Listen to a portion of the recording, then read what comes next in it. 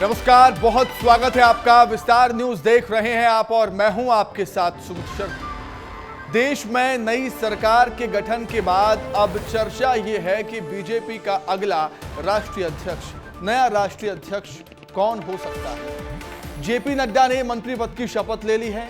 JP Nadda का कार्यकाल भी खत्म हो रहा है।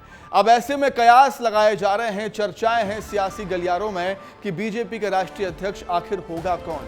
कई ऐसे नाम हैं जिनकी चर्चा हो रही है, कई ऐसे दिग्गज नाम हैं जिन पर मंथन किया जा रहा है। लेकिन हम सब जानते हैं कि भारतीय जनता पार्टी अपने फैसलों से सबको चौंकाती है, हैरान करती है।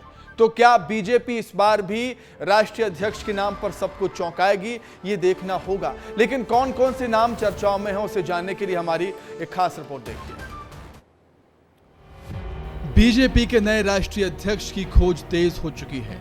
जेपी नड्डा के केंद्रीय मंत्रिमंडल में जाने के बाद ये बात साफ हो गई है कि अब किसी नए चेहरे को बीजेपी की कमान दी जाएगी। इस वक्त बीजेपी अध्यक्ष की रेस में कई नाम ऐसे सामने आ रहे हैं जो काफी ज्यादा हैरानी भरे भी लगते हैं, जबकि कुछ नामों को लेकर कहा जा रहा है कि उन्हें पार्टी की कमान सौंपी जा सकती है। जेपी नड्डा को 2019 लोकसभा चुनाव के बाद बीजेपी का वर्किंग प्रेसिडेंट बनाया गया था। इसके बाद जनवरी 2020 में उन्हें फुल टाइम बीजेपी अध्यक्ष बना दिया गया, जब अमित शाह को नरेंद्र मोदी कैबिनेट में केंद्रीय गृह मंत्री का जिम्मा सौंपा गया था। नड्डा का 3 साल का कार्यकाल पिछले साल जनवरी में ही खत्म हो गया था, लेकिन फिर चुनावी साल होने की वजह से उनके कार्यकाल को जून 2024 तक बढ़ा दिया गया। यही वजह है कि अब नए चेहरे की तलाश की जा रही है। आइए अब जानते हैं कि बीजेपी के राष्ट्रीय अध्यक्ष के लिए किन चेहरों की सबसे ज्यादा चर्चा हो रही है। सुनील बंसल, 35 साल से ज्यादा राजनीतिक अनुभव, बीजेपी के राष्ट्रीय महासचिव, आरएसएस के पूर्व प्रचारक, अमित शाह के करीबी माने जाते हैं। ओडिशा, बंगाल और तेलंगाना के प्रभारी भी हैं। बीएल संतोष, 31 साल से ज्यादा राजनीतिक अनुभव, संगठन में राष्ट्रीय महासचिव, 2008 में कर्नाटक विधानसभा चुनाव में जीत दिलाने में अहम भूमिका, कर्नाटक में आरएसएस के हार्ड लाइनर प्रचारक रहे। विनोद तावड़े, 1995 में महाराष्ट्र महासचिव बनाए गए। 2002 में इन्हें दोबारा महासचिव की जिम्मेदारी मिली। 2014 में देवेंद्र फडणवीस सरकार में शिक्षा मंत्री बने। अनुराग ठाकुर, हिमाचल प्रदेश की हमीरपुर सीट से 5वीं बार चुनाव जीते। 2010 में भारतीय जनता युवा मोर्चा के अध्यक्ष बने। वित्त, कॉर्पोरेट अफेयर, सूचना प्रसारण और खेल मंत्रालय संभाला। संगठन और सरकार दोनों का अच्छा अनुभव।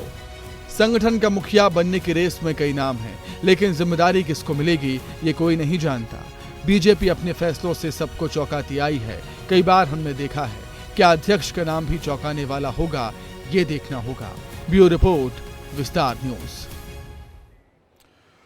तो देखने वाली बात होगी कि बीजेपी का नया राष्ट्रीय अध्यक्ष कौन होगा। लेकिन अगर गुना की हम बात करें तो सांसद निर्वाचित होने के बाद ज्योतिरादित्य सिंधिया की राज्यसभा सीट भी खाली हो रही है, खाली हो गई है हम कहेंगे। तो अब इस सीट से राज्यसभा सांसद कौन होगा, ये भी देखना काफी दिलचस्प होगा। अब इस सीट पर, इस रिक्त सीट पर उपचुनाव होंगे। विधानसभा में संख्या के हिसाब से खाली होने वाली राज्यसभा की सीट फिर बीजेपी के खाते में जाना ये तो तय है। बीजेपी सूत्रों का कहना है कि पार्टी एक बार फिर जाति समीकरण को ध्यान में रखकर उम्मीदवार तय करेगी।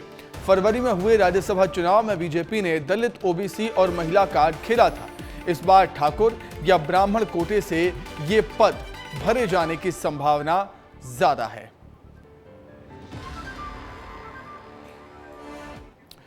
तो इस रिक्त सीट के लिए किन किन नामों की चर्चा हो रही है वो हम आपको बताएंगे। देखिए बड़ी स्क्रीन पर सबसे पहला नाम किसका आता है। सबसे पहला नाम आ रहा है जयभान सिंह पवैया, पूर्व मंत्री, ग्वालियर से सांसद रह चुके हैं जयभान सिंह पवैया। इनके नाम की भी चर्चा काफी हो रही है राज्यसभा जाने के लिए। और अगला क्या है इनके बारे में, अगली जानकारी ये है कि राम जन्मभूमि आंदोलन से ये जुड़े रहे हैं। जी हाँ, राम जन्मभूमि आंदोलन से जुड़े रहे और काफ़ी आंदोलन भी किए राम मंदिर को लेकर जयभान सिंह पवैया ने। देखिए, और महाराष्ट्र बीजेपी के सह प्रभारी रहे जयभान सिंह पवैया। जयभान सिंह पवैया महाराष्ट्र बीजेपी के सह प्रभारी रहे हैं। दूसरा नाम केपी यादव का, पूर्व सांसद रहे, सिंधिया के खिलाफ चुनाव लड़ा था, ओबीसी वर्ग से ये आते हैं, लेकिन केपी यादव का टिकट इस बार काट दिया था। देखिए, यादव का टिकट काटकर इस बार सिंधिया को टिकट दिया गया और यही सीट, सिंधिया की ही सीट खाली हो रही है, तो इस पर केपी यादव का नाम भी आ रहा है कि जो सीट खाली हुई है वो केपी यादव को मिल सकती है, राज्यसभा केपी यादव को भेज सकते हैं। और इसके संकेत अमित शाह ने संकेत दे दिए थे। अमित शाह ने कह दिया था जब वो सिंधिया जी का प्रचार करने आए थे केपी यादव के लिए कि सिंधिया जी को जिताइए, केपी यादव को हम देख लेंगे, केपी यादव की जिम्मेदारी हमारी, अमित शाह ने ये कहा था। इसलिए इनके भी चांसेस हैं, इनकी भी संभावना है। और तीसरा नाम कौन सा आता है, तीसरा नाम कौन सा आता है वो हम आपको बताते हैं। दो नाम ही हो चुके हैं और तीसरा नाम केपी यादव के ही, फिर देखिए अमित शाह के संकेत दे दिए थे केपी यादव के नाम के, जयभान सिंह पवैया, केपी यादव का नाम भी सामने आ रहा है। देखिए, अब नरोत्तम मिश्रा जो कि पूर्व गृह मंत्री मध्य प्रदेश के, ब्राह्मण चेहरा है, ब्राह्मण वोटर्स को साधने की कोशिश बीजेपी की हो सकती है। अमित शाह के बेहद करीबी ये बताए जाते हैं, अमित शाह के बेहद करीबी ये माने जाते हैं। न्यू ज्वाइनिंग टोली के संयोजक रहे हैं नरोत्तम मिश्रा। आपने देखा मध्य प्रदेश में और देखिए, और रमाकांत भार्गव की बात कर लेते हैं। पूर्व सांसद, विदिशा से सांसद रहे थे रमाकांत भार्गव, लेकिन टिकट काटा, पार्टी ने शिवराज सिंह चौहान को टिकट दिया था। पार्टी ने इस बार टिकट काटकर शिवराज सिंह चौहान को टिकट दिया। शिवराज सिंह चौहान ने 8 लाख वोटों से जीत दर्ज की थी। इनका अगर टिकट कटा है, ये वो चेहरे हैं जो राज्यसभा के लिए दावेदार है। पार्टी ने इस बार टिकट काटकर शिवराज सिंह चौहान को टिकट दिया। शिवराज सिंह चौहान पहुंच गए लोकसभा और कृषि मंत्री बन गए हैं। तो जिनका टिकट काटा है उनको संतुष्ट भी किया जा सकता है, ऐसी भी खबरें हैं। अब देखने वाली बात होगी कौन जाएगा राज्यसभा इस रिक्त सीट से। और इसी खबर पर अधिक जानकारी के लिए, चर्चा करने के लिए सीधे हम रुख करेंगे, हमारे सहयोगी श्याम सिंह तोमर हमारे साथ जुड़ गए हैं। श्याम जी, लगातार हम देख रहे हैं कि सिंधिया जी को राज्यसभा सीट जो खाली हुई है उस पर कई दिग्गज चेहरों के चेहरे सामने आ रहे हैं, चेहरों की चर्चा हो रही है, वो हमने लगातार बताए। क्या लगता है आपको, इन चेहरों में सबसे आगे नाम किसका चल रहा है श्याम? देखिए, इस पर सियासत भी तेज हो गई है आज सुमित, क्योंकि कांग्रेस का बयान आया केपी यादव के पक्ष में कि केपी यादव, क्योंकि स्वाभाविक रूप से अमित शाह ने उनके फेवर में बात कही थी उस समय, तो अब किसी पैराशूट कैंडिडेट को उतारने के बजाय केपी यादव का अधिकार बनता है। लेकिन आपने जैसा कहा, भाजपा जानी जाती है चौंकाने के लिए, तो इसमें स्वाभाविक रूप से दो नाम हमको जो है अहम लगते हैं, जो राजनीतिक पंडित और विश्लेषक भी मानते हैं कि इनका ही कहीं ना कहीं अधिकार बनता है। एक नरोत्तम मिश्रा हैं और दूसरे स्वाभाविक है केपी यादव हैं। तो इन नामों पर जो है लगभग विचार किया जा सकता है, लेकिन फिर एन वक्त ये भी हो सकता है कि किसी को दिल्ली से पैराशूट कर उतारा जाए। लेकिन ये भविष्य बताएगा कि भाजपा किस करवट ऊट बैठाना चाहती है और राज्यसभा के लिए क्या तैयारी है, किस चेहरे को वहां पहुंचाकर अपनी बात मुखर करना चाहती है। बिल्कुल श्याम, आप दो नाम यहाँ पर ले रहे हैं, एक ले रहे हैं नरोत्तम मिश्रा का, एक ले रहे हैं केपी यादव का। सिंधिया भी उसी क्षेत्र से आते थे, तो क्या ग्वालियर चंबल अंचल से ही राज्यसभा सीट वो भरी जाएगी जो खाली हुई है? ऐसे सियासी समीकरण आपको नजर आते हैं क्या?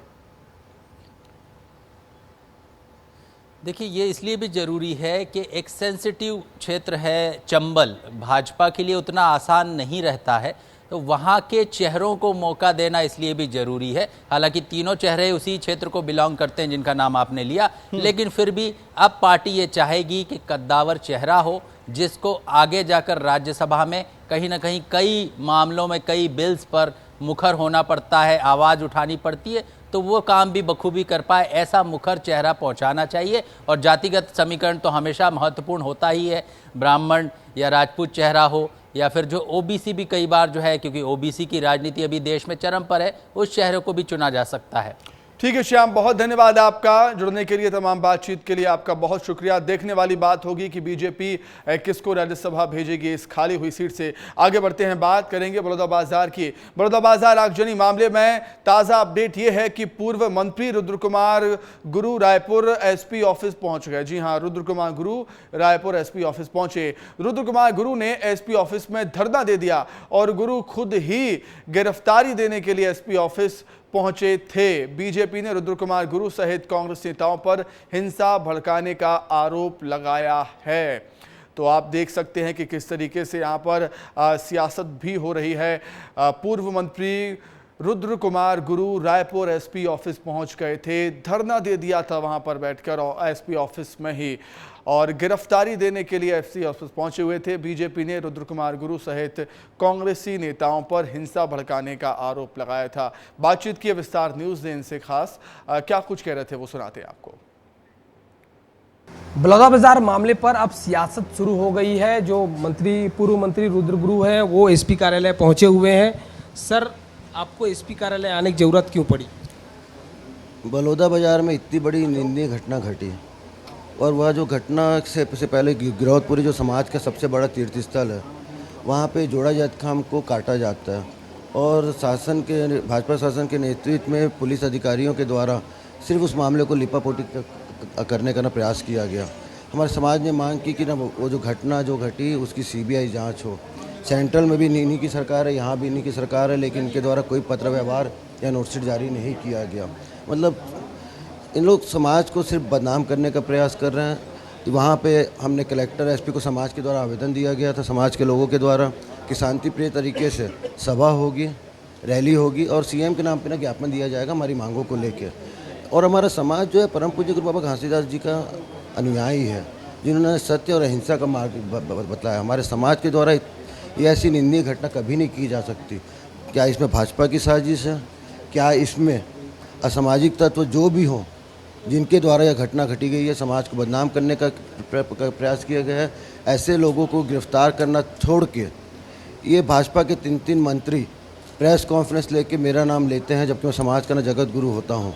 इन लोग मेरे को और समाज को बदनाम करने का इन लोग प्रयास कर रहे हैं। या तो तीनों मंत्री मेरे से माफ़ी मांगे, समाज से माफ़ी मांगे, नहीं तो मैं तीनों के खिलाफ मानहानि का मैं केस करूँगा। इतनी बड़ी घटना हो गई, गलती किसके मानते, जिम्मेदार कौन है मंत्री? हम तो भाजपा सरकार की ही गलती मानते हैं, क्योंकि इतनी बड़ी घटना जो हुई है इनका शासन पे, इनका प्रशासन पे किसी भी प्रकार का कंट्रोल नहीं है।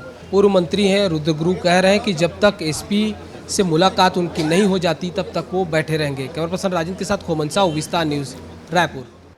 तो देखा आपने, बलौदाबाजार में हुए बवाल पर सियासत फुल ऑन है, सियासत गर्मा गई है। इसी को लेकर विस्तार न्यूज़ ने मंत्री टंकराम वर्मा से बातचीत की। उनका कहना है कि ये वक्त सियासत करने का नहीं है। क्या कुछ और कहते हैं वो, सुनिए। हमारे साथ बलौदाबाजार के विधायक हैं और मंत्री हैं टंकराम वर्मा जी, वो मौजूद हैं। विधायक जी जो है धरने पर बैठ गए, कैसे देख रहे हैं सर आप? देखिए, ये समय सियासत करने का नहीं है। इस समय तो शांतिपूर्ण वातावरण तैयार करने की ज़रूरत है। जो कुछ भी घटना घटी है वो दुर्भाग्यजनक है। उस घटना में सरकारी संपत्ति का नुकसान हुआ है, साथ साथ में व्यक्तिगत भी नुकसान हुआ है। तो ये जो घटना घटी है वो हमारे बलौदाबाजार के लिए और प्रदेश के लिए भी दुर्भाग्यजनक है। आप वहीं के विधायक हैं, वहाँ निरीक्षण भी करने गए थे, क्या समझ में आया? इसके पीछे कौन लोग हैं? जो इसमें मुझको लगता है कि कहीं ना कहीं से उपद्रवी तत्व हैं, जो जिसका मंशा था तोड़फोड़ करने का, उन्होंने उसमें शामिल हो गया और वहाँ पे तोड़फोड़ किया है। कांग्रेस पार्टी ने जांच समिति बनाई है, जांच समिति वहां जाने वाली है कल, कैसे देख रहे हैं? जांच के पीछे सियासत कर रही क्या कांग्रेस? कि उसका काम ही है किसी भी चीज़ पे राजनीति करना। हम विकास की बात करते हैं, सकारात्मक सोचते हैं, और वो हमेशा निगेटिव सोचते हैं।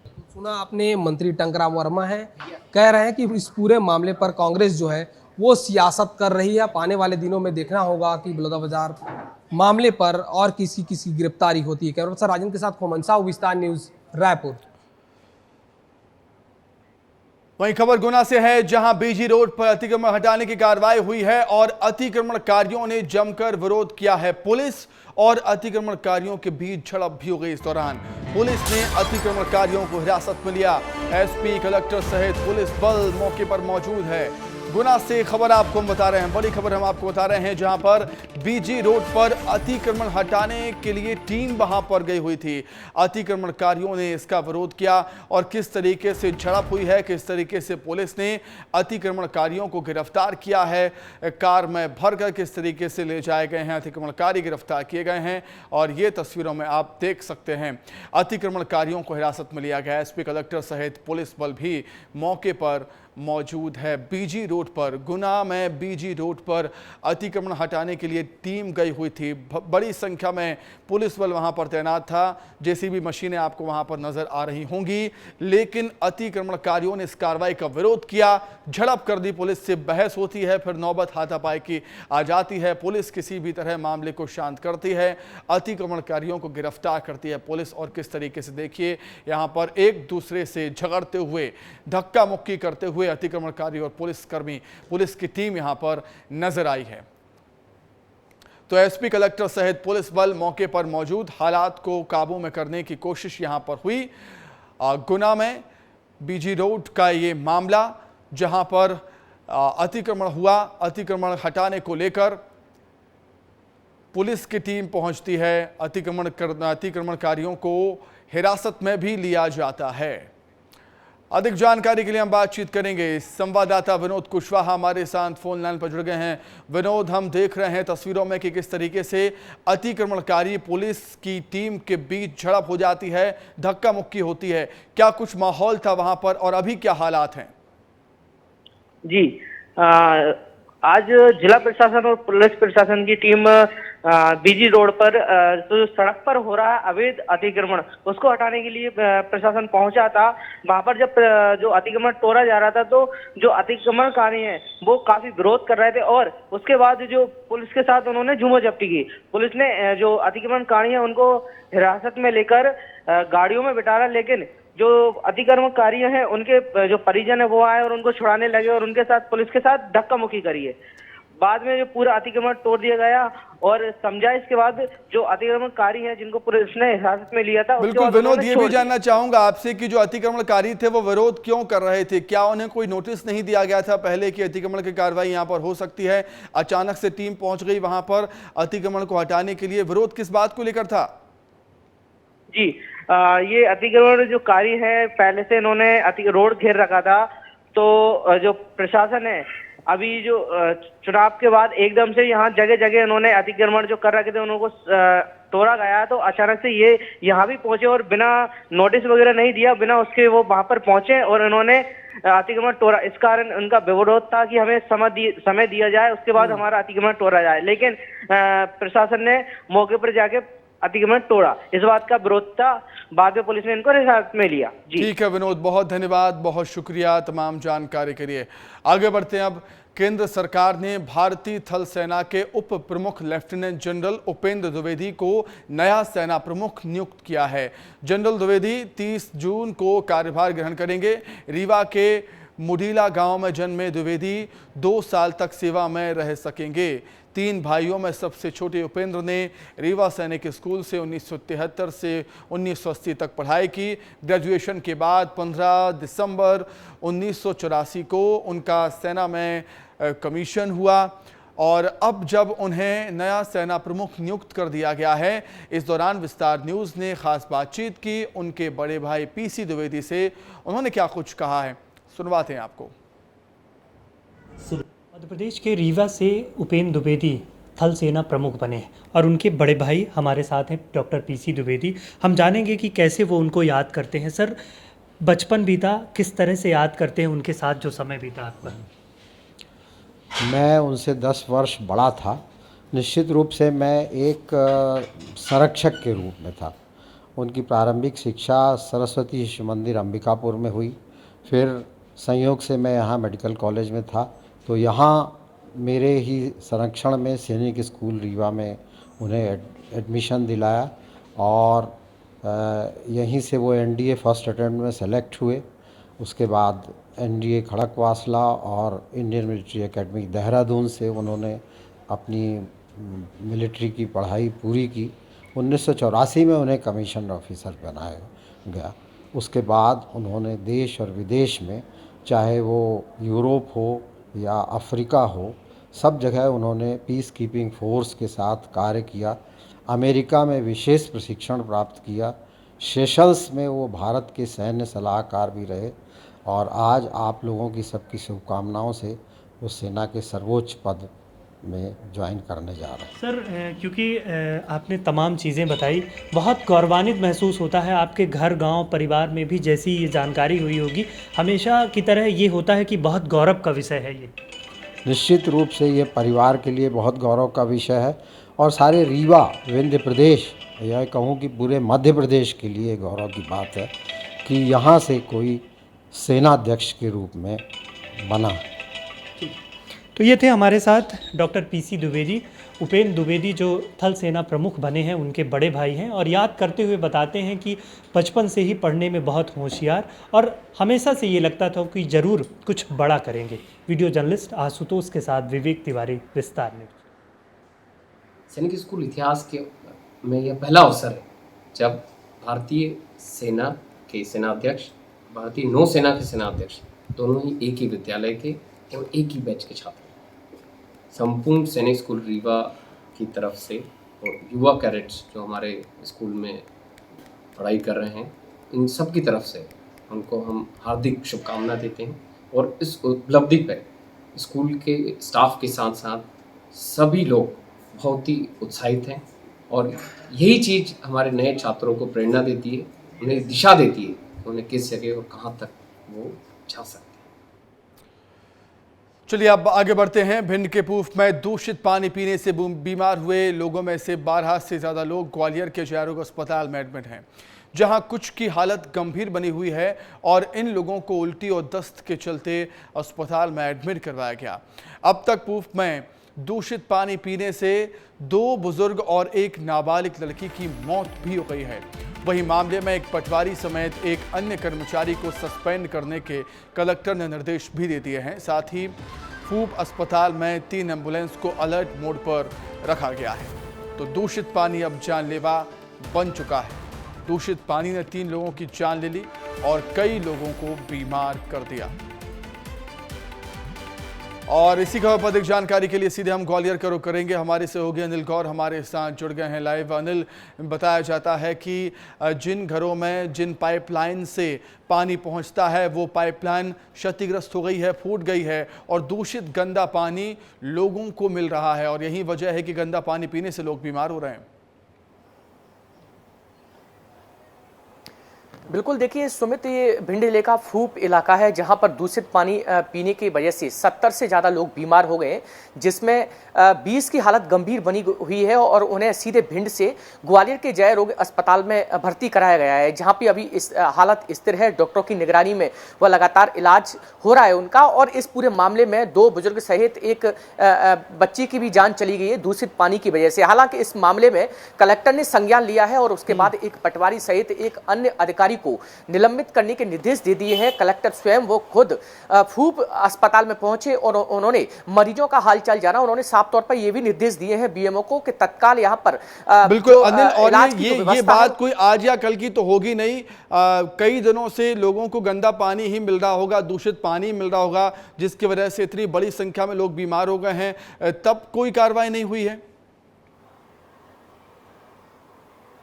बिल्कुल, देखिए पिछले एक महीने से लगातार उन लोगों का कहना है जो इस दूषित पानी पीने से बीमार पड़े हैं, उनका कहना है कि लगातार इसकी बार-बार शिकायत की जा रही थी, लेकिन इसके बावजूद भी कोई सुनवाई नहीं हो रही थी। और इसका नतीजा आज यह निकला कि पिछले 2 दिन से लगातार जो दूषित पानी पीने की वजह से जो लोग हैं, जो बीमार हैं, उनकी संख्या लगातार बढ़ती जा रही है। पहले 25 बीमार हुए, 50 हुए, फिर 70 पे ये आंकड़ा पहुंच गया है। और लगातार जो दूषित पानी पीने से जो लोगों की संख्या है जो बीमार हो रहे हैं वो लगातार बढ़ते जा रहे हैं। हालांकि जब इस पूरे मामले पर पुलिस प्रशासन अलर्ट हुआ है, जब 3 लोगों की जान चली गई है। शायद इससे पहले अगर ये प्रशासन, जिला प्रशासन अलर्ट हो जाता तो शायद इन 3 लोगों की जान नहीं जाती। सुमित, बिल्कुल, बहुत शुक्रिया अनिल, जुड़ने के लिए, तमाम बातचीत के लिए। आप इंदौर में अवैध कॉलोनी पर प्रशासन ने शिकंजा कसा। कॉलोनाइजर और डेवलपर पर प्रशासन ने सख्ती की है। 240 कॉलोनाइजर को प्रशासन ने नोटिस थमा दिए, नोटिस दे दिए।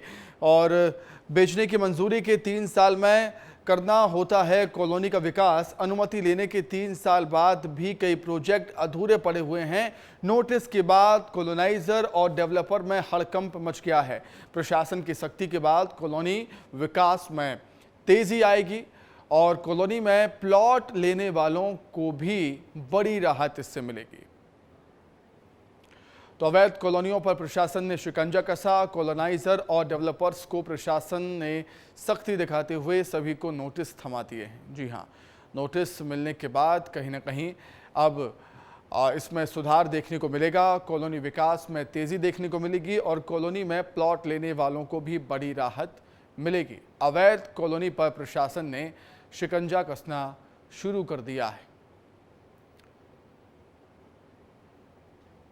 प्रशासन ने नोटिस थमा दिए हैं। बेचने की मंजूरी के 3 साल में कॉलोनी का विकास करना होता है, लेकिन ऐसा हुआ नहीं। अनुमति मिलने के 3 साल बाद भी कई प्रोजेक्ट अधूरे पड़े हुए हैं, जिसको लेकर अब प्रशासन ने कॉलोनाइजर और डेवलपर को नोटिस दिया और दोनों में हल्का मच गया है। कॉलोनाइजर और डेवलपर में नोटिस मिलने के बाद प्रशासन की सख्ती के बाद कॉलोनी विकास में तेजी आएगी और प्लॉट लेने वालों को भी वहां पर बड़ी राहत मिलेगी। तो 4 जून के नतीजे आने के बाद बीजेपी के 400 पार के नारे की भी हवा निकल गई, लेकिन बीजेपी 400 पार के नारे से इतना पीछे क्यों रह गई और क्यों बीजेपी बहुमत के आंकड़े तक नहीं पहुंच सकी है? इन सभी सवालों का जवाब देने के लिए विस्तार न्यूज के साथ बीजेपी के वरिष्ठ नेता रघुनंदन शर्मा से खास बातचीत हुई है। सुनिए आप। भाजपा ने आखिरकार अपनी सरकार बना ली है। मोदी 3.0 का कार्यकाल शुरू हो गया है, मंत्रिमंडल बन गया है, विभाग भी बढ़ गए हैं, लेकिन कहीं ना कहीं ये चिंतन और मंथन तो शुरू हुआ ही कि 240 पर आखिर सिमटे, तो इसकी वजह क्या थी? हमारे बीच रघुनंदन शर्मा जी हैं, वरिष्ठ नेता हैं भाजपा के और उनके पास अनुभव की खदान है, खान है।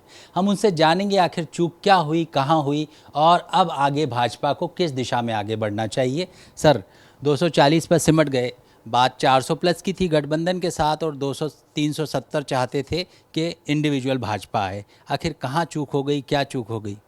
देखिए, पिछले चुनाव में 2019 का जो चुनाव हुआ था उसमें अपेक्षा से अधिक सीटें प्राप्त हुई थी और इसलिए ये लगता था कि 5 साल काम करने के बाद सरकार भारतीय जनता पार्टी को और अधिक समर्थन दिलाएगी। 5 साल के सरकारी काम के बाद में स्वाभाविक है सबकी जिज्ञासा बढ़ जाती है और सबको लगने लगता है कि ये जो 5-10 वर्ष हमने जनता के बीच में काम किया है तो हम निरंतर आगे बढ़ेंगे। सर, गठबंधन की अपनी मजबूरियां होती हैं और ऐसे जब साथी जुड़े हों, जब यू टर्न लेते रहे हैं, ख़ासतौर पर मैं जेडीयू की बात कर रहा हूं, तो कहीं ना कहीं लगता है कि जिन उद्देश्यों के लिए हम आगे बढ़ रहे थे, यानी भाजपा आगे बढ़ रही थी, वो पूरे इस बार होंगे, कहीं ना कहीं शंका पैदा होती है। इस पर आप क्या कहेंगे? नहीं, देखिए, एक बार केंद्र में जो हमारे साथ हो जाता है वो कभी भी धोखा नहीं देता और उसके प्रति अविश्वास करना भी नहीं चाहिए। नीतीश कुमार अटल जी के समय साथ थे और उस समय जब तक अटल जी रहे उनने पूरी ईमानदारी से साथ दिया और इसलिए केंद्र में तो नीतीश बाबू पूरी ईमानदारी से उनकी पार्टी के समर्थकों सहित वो पार्टी का साथ देंगे, समर्थन करेंगे और इसी प्रकार से नायडू ने भी अटल जी के समय साथ दिया है और अब भी वो साथ देने का उनका वादा है। जहाँ तक कुछ सैद्धांतिक मतभेद हैं तो सैद्धांतिक मतभेद अपने प्रांतों तक सीमित रहते हैं, राष्ट्रीय हित में मतभेद आड़े नहीं आते और इसलिए ये सरकार अच्छी चलेगी, बढ़िया चलेगी, बहुत अच्छे से काम करती रहेगी। विश्वास है कि देश हित में हम और आगे बढ़ेंगे और भारत का नाम दुनिया में सिरमौर के रूप में उभरेगा।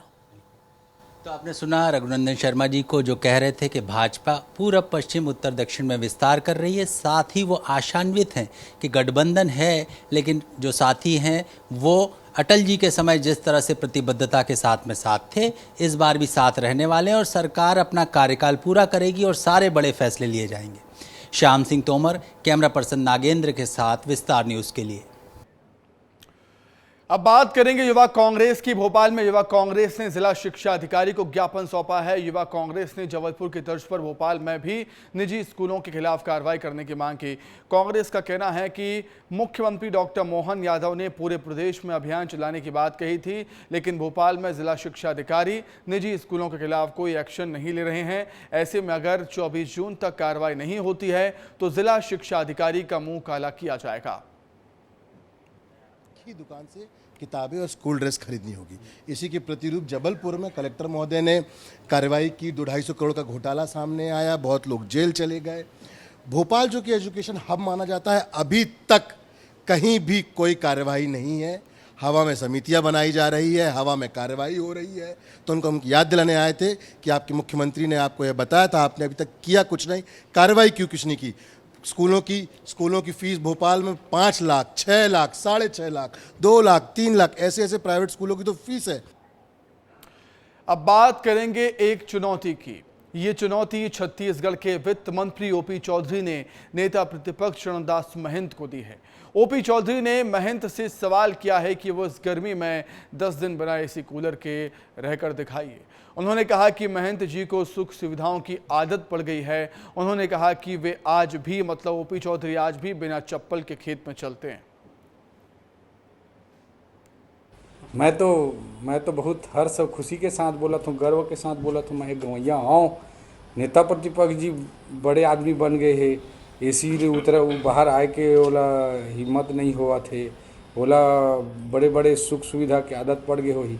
मैं तो आज भी गवैया हूँ, बिना चप्पल के गांव के खेत में रोज मुरगांव में वॉक करता हूँ और बिना एसी कूलर के रह सकता हूँ। चरणदास महंत जी ने चुनौती देता हूँ, ये गर्मी के महीना में 10 दिन तक बिना एसी कूलर पंखा के रह के दिखाए, मैं दिखाए में तैयार हूँ। अब आपको चरणदास महंत का भी वो बयान सुनवाते हैं जिसमें उन्होंने ओपी चौधरी को गवैया कहा था और इसी को लेकर ओपी चौधरी ने पलटवार किया है। सुनिए चरणदास महंत को।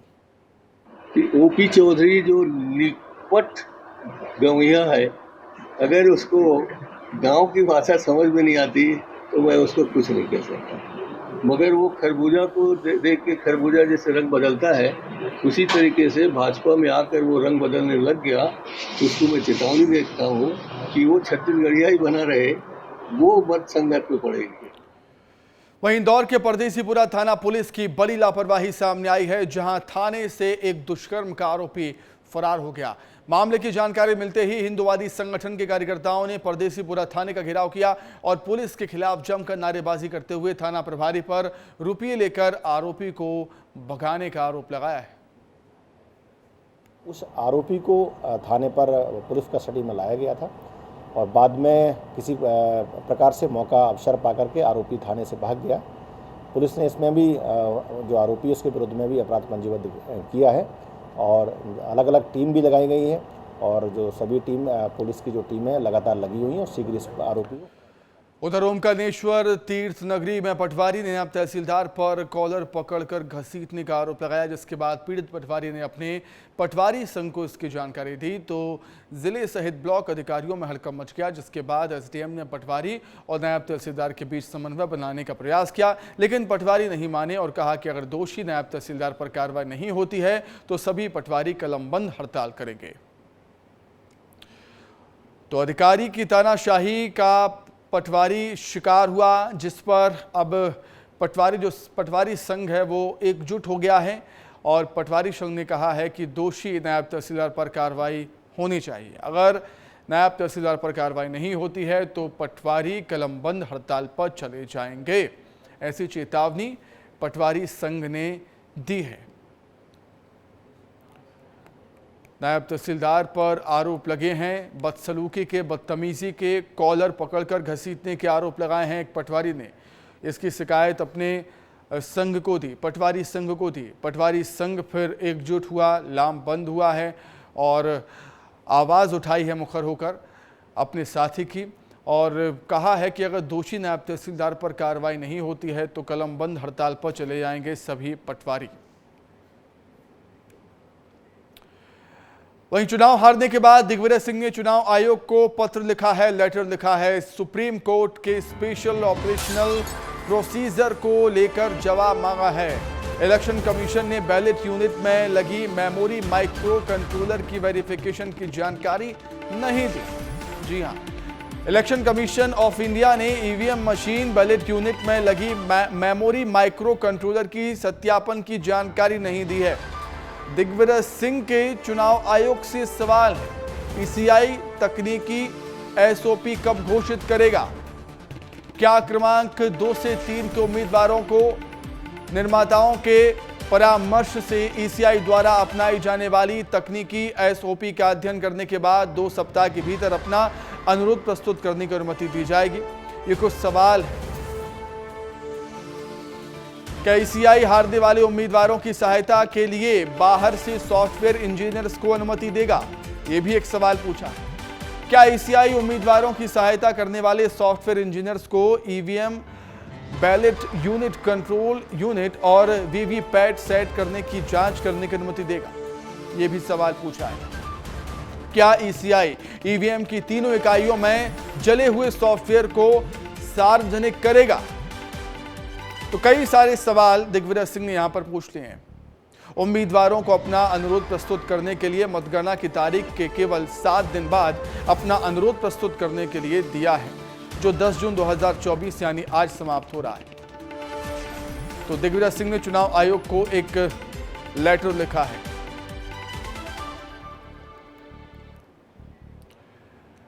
आगे बढ़ते हैं। भोपाल से बड़ी खबर, हमीदिया अस्पताल की मर्चुरी के बाहर जमकर हंगामा देखने को मिला। पोस्टमार्टम को लेकर पुलिस और परिजन के बीच जमकर हंगामा हो गया, झड़प हो गई।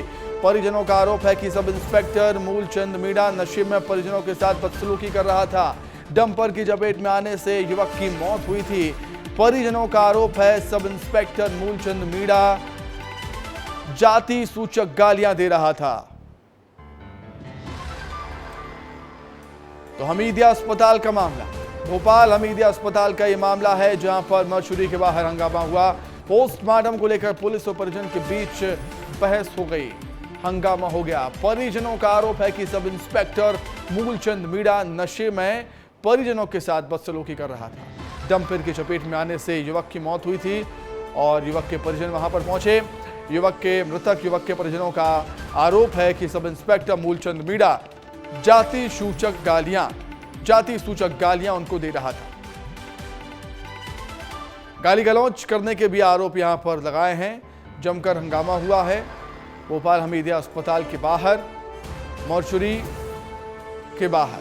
हमीदिया अस्पताल की मॉर्चुरी के बाहर यह हंगामा देखने को मिला, जहां पर एक युवक की मौत हो गई थी डंपर की चपेट में आने से। पोस्टमार्टम हुआ। पोस्टमार्टम को लेकर परिजन और पुलिस के बीच बहस हो गई, बवाल हो गया जमकर। और जो मृतक के परिजन हैं वो आरोप लगा रहे हैं सब इंस्पेक्टर मूलचंद मीणा पर। उनका कहना है कि सब इंस्पेक्टर नशे में परिजनों के साथ बदसलूकी कर रहा था। आगे बढ़ते हैं अब। जल गंगा संवर्धन संरक्षण अभियान के तहत मध्य प्रदेश के जल संसाधन मंत्री तुलसीराम सिलावट राजस्व मंत्री करण सिंह वर्मा के विधानसभा इछावर पहुंचे और जहां उन्होंने काकड़खेड़ा तालाब पर सभा को संबोधित किया और तालाब के संरक्षण के लिए श्रमदान भी किया। इस दौरान उन्होंने कहा कि जल स्रोत हमारे देवस्थान के समान है। विस्तार में उससे खास बातचीत में और क्या कुछ कहा उन्होंने, सुनाते हैं आपको। गो गंगा संवर्धन योजना के तहत मध्य प्रदेश के जल संसाधन मंत्री तुलसी सिलावट सीहोर जिले के काकड़खेड़ा तालाब में अभियान के तहत पहुंचे। मंत्री जी क्या कहना चाहेंगे अभियान के बारे में? ये जल गंगा संवर्धन जो मुख्यमंत्री का संकल्प डॉक्टर मोहन यादव जी का है, पूरे मध्य प्रदेश में गाँव पे, चौपाल पे, हर गाँव पंचायत में चल रहा है। उसी का एक नतीजा है कि हम तालाबों का गहरीकरण करें, सौंदीकरण करें, अतिक्रमण मुक्त करें, पौधे लगाएं, गहरीकरण करें, सौंदीकरण करें और कैचमेंट एरिया जो समाप्त हो गया उसको फिर से चालू करें। क्या क्या चुनौतियां देखते हैं आप इसमें? बहुत सारी चुनौतियां आपको मेरे ज़्यादा पता है। अतिक्रमण मुक्त करना है, केजमेंट एरिया जो समाप्त हो गया उसे चालू करना है, गहरीकरण करना है, पौधे लगाना है, सब चुनौती थे। सीहोर जिले में 160 करोड़ की लागत से सीप कुलाल लिंक परियोजना भ्रष्टाचार की भेंट चढ़ गई और आज भी उसमें काम अधूरा पड़ा हुआ है। पूरी जांच कराई जाए। तो ये थे मध्य प्रदेश के जल संसाधन मंत्री तुलसी सिलावट जी, जिनका साफ तौर पर कहना है कि मध्य प्रदेश के जितने भी तालाब नहरें हैं इनका संरक्षण संवर्धन किया जाएगा। कैमरामैन विजय के साथ अक्षय शर्मा, विस्तार न्यूज। मथुरा से खबर है जहां पर कछुओं की तस्करी करने वाले एक आरोपी गिरफ्तार हुआ है। आरोपी से 22 कछुए, इंडियन फ्लैशलेप टर्टल, एक मोटरसाइकिल और एक फोन भी बरामद हुआ है। कोसीकला थाना पुलिस ने गिरफ्तार किया है तस्कर को।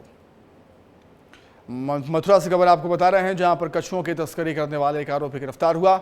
आरोपी से 22 कछुआ जब्त किए हैं, बरामद किए गए हैं। एक मोटरसाइकिल और एक फ़ोन भी बरामद किया गया। कोसीकला थाना पुलिस ने इस तस्कर को गिरफ्तार किया। अब आपको मध्य प्रदेश में हुए नर्सिंग फर्जीवाड़े के बारे में बताते हैं। यहाँ 13 कॉलेज ऐसे हैं जहाँ मार्कशीट लेने वाला कोई नहीं। यही वजह है कि नर्सिंग काउंसिल ने स्पीड पोस्ट से मार्कशीट भेजी, लेकिन इन मार्कशीट को जब किसी ने नहीं लिया तो फिर से मार्कशीट वापस भोपाल लौट आई। इन 13 कॉलेजों में मुख्य तौर पर ग्वालियर, इटारसी, पन्ना, मुरैना, छिंदवाड़ा के कॉलेज शामिल। मध्य प्रदेश में सरकारी और निजी मेडिकल कॉलेज के छात्रों के लिए बड़ी खबर है। अगले सत्र से एमबीबीएस और बीडीएस करने वाले छात्रों को बॉन्ड नहीं भरना होगा।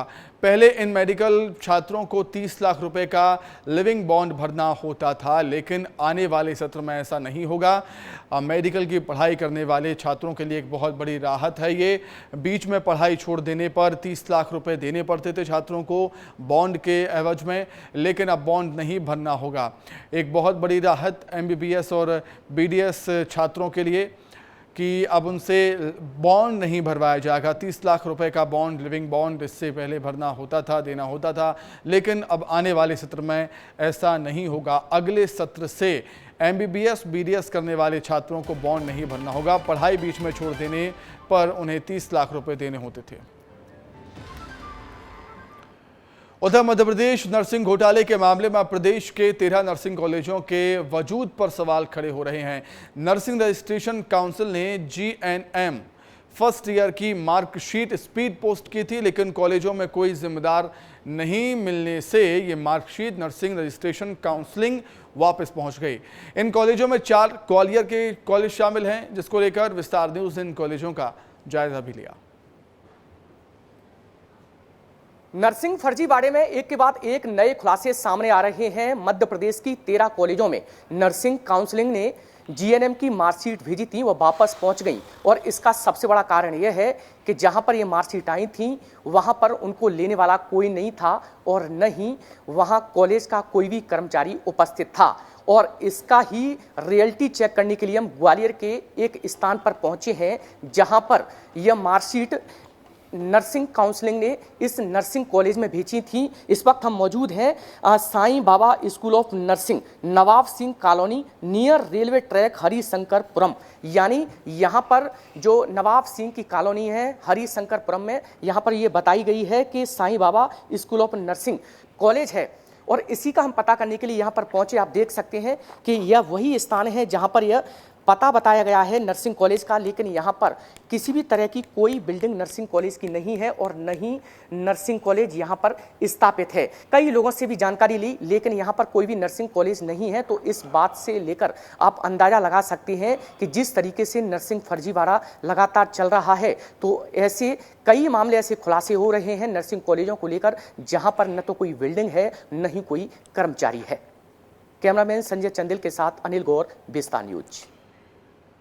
तो सवालों के घेरे में है मध्य प्रदेश के 13 नर्सिंग कॉलेज, क्योंकि ये कॉलेज केवल कागज़ों में है, ज़मीन पर तो कुछ है ही नहीं। यही वजह है कि एक बड़े ही फर्जीवाड़े का मामला सामने आ गया है। इसी के साथ ही फिलहाल इस बुलेटिन में इतना ही। विस्तार न्यूज़ पर खबरें लगातार जारी हैं, देखते रहिए विस्तार न्यूज़। नमस्कार।